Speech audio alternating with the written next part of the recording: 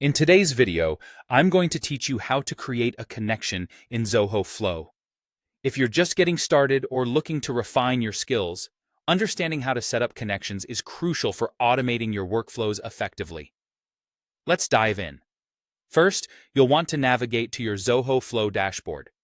Once there, you have the choice to either create a new flow or edit an existing one. You can do this by clicking on the Create Flow button, or by selecting one of your already existing flows if you're looking to incorporate new connections into a current setup. This step is all about deciding where and how you want your new connection to integrate into your automation processes. Once you've got your flow open, it's time to think about which applications you'll be connecting. Here, you get to choose what's known as a trigger app or an action app. For example, you might select Gmail if your goal is to automate email-related tasks, or perhaps Zoho CRM for managing customer data.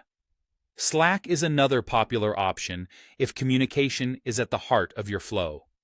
Selecting an application that aligns with your workflow objectives is key here because it sets the stage for how your automation process will unfold. Next up, you'll need to connect the chosen app to Zoho Flow. When you select an application that has not yet established a connection, Zoho Flow will prompt you to create one. Your screen will display a Connect button, and this is your green light to proceed further. Clicking Connect essentially initiates the process of linking your application to Zoho Flow, allowing them to start speaking the same language, so to speak. Now, let's go through the authentication step. Upon clicking the Connect button, you'll notice a pop-up appear on your screen. This pop-up serves as a gateway for your app's sign-in platform.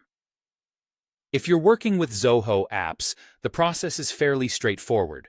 All you need to do is authorize Zoho Flow to access your chosen applications, and just like that, you're set. However, if you're dealing with third-party applications like Gmail, Slack, or Trello, things work a bit differently. In these cases, you'll be redirected to their respective login pages. Here, you'll need to sign in and grant the necessary permissions to Zoho Flow for the connection to be established successfully. Remember, authenticating your apps is an important step because it ensures that Zoho Flow has the necessary permissions to perform actions on your behalf. It's all about creating a secure and seamless bridge between your applications and Zoho's powerful automation tools. That's it for today's tutorial. By following these steps, you will be well on your way to creating meaningful and efficient connections within Zoho Flow, paving the way for smoother and more effective automation processes. Thanks for watching, and I'll see you in the next video.